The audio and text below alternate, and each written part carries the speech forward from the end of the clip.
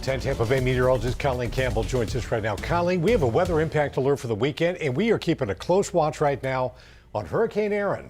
Yes, so the weather impact alert that we have for this weekend is for the heat. It is not for Erin. Just wanted to clarify that. Of course, we know that here at the station, but there's a lot going on with the tropics right now. Our friends on the First Coast, if you joined us earlier for our streaming show, they do have a weather impact alert because they are expecting some rough surf from Erin. We will not see that impact here on the West Coast. All right, let's get into it. Hurricane Erin recently strengthened to a Category 2 storm. Now, something to take away from this is that hurricane hunters were down in that storm earlier today, flying over it, dropping down some data, and that's been fed into some of our models, which is great, but it's also giving us the most up-to-date information, the pressure as well as the winds. The winds did increase to 100 miles per hour. And if you joined us at the start of the show, I mentioned rapid intensification. You're going to hear that term pretty often. What that means is when we have a storm, a tropical system, that the winds increase by 35 miles per hour within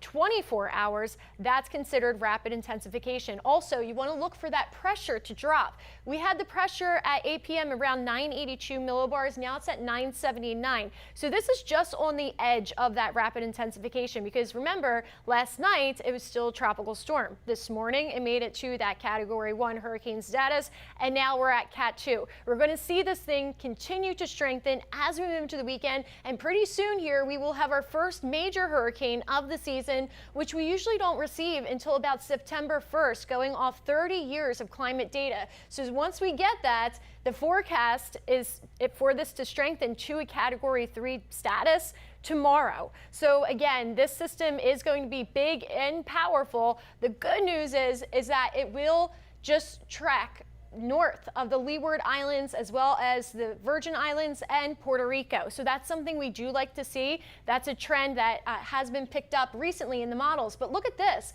By Saturday night, tomorrow night, we have 130 mile per hour winds, 145 by Sunday morning.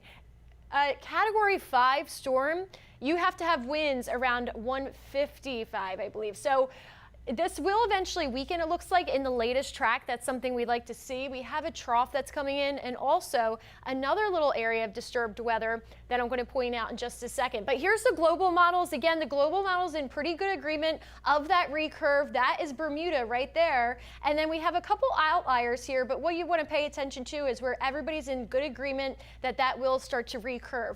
Again, this is the GFS and the Euro ensembles. What you're seeing is just a bunch of models from the American and the European played out again and again and again to see what the ultimate result would be. We still have tropical storm watches, for the northern section of the Leeward Islands. But so far it has not been extended to the Virgin Islands or Puerto Rico. That's because looking at this wind field, again, it's going to pass just north of Puerto Rico. I did want to get us to that weather impact alert. That is for tomorrow and Saturday, and it's because of the heat. So it's from 11 a.m. to 7 p.m. We have heat advisory that will likely be issued for our area, a heat index of 105 to 110. Those advisories start being issued when we have feels like temperatures around 108.